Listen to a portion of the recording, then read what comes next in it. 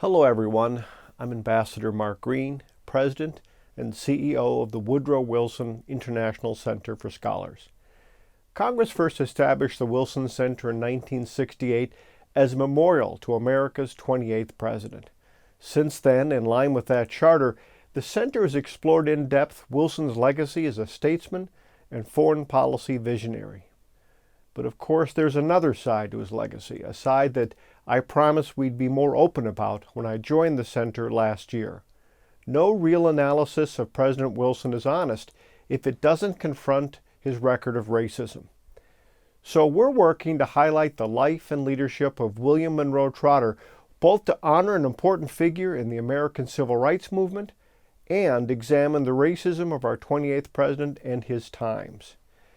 Before becoming president, Wilson expressed racist beliefs during his scholarly career, minimizing the evils of slavery and criticizing the architects of Reconstruction.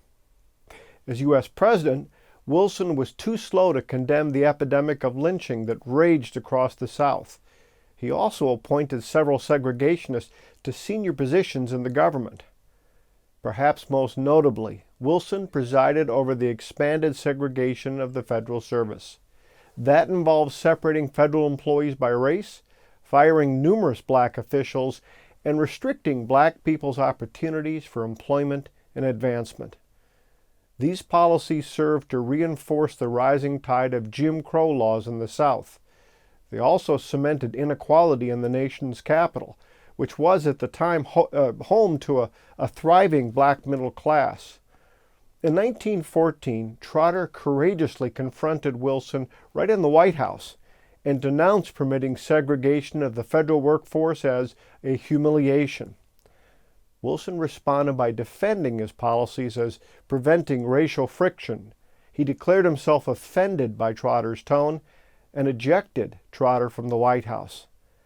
This confrontation was historically significant because it featured two important figures in American history arguing over two very different views of what was right.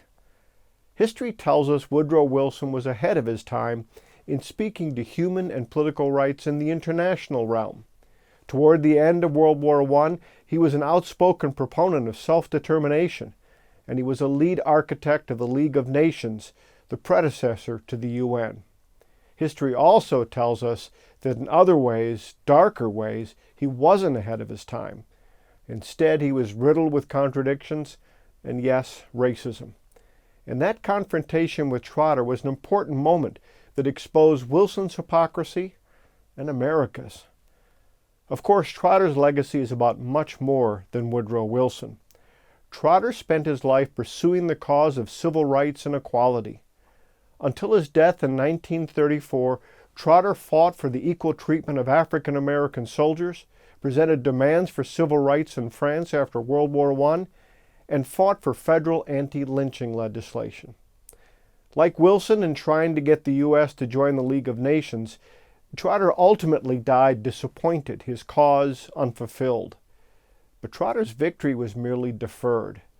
To this day, we continue to work towards the same ideals that he espoused, and generation after generation, his legacy continues to drive us. Just last month, President Biden signed the Emmett Till law, making lynching a federal crime. Last year, the Wilson Center established the William Monroe Trotter Leadership Award to symbolically reject Wilson's legacy of racism and segregation. This award recognizes those who have brought diversity to our foreign policy community and helped to extend American foreign policy and national security leadership.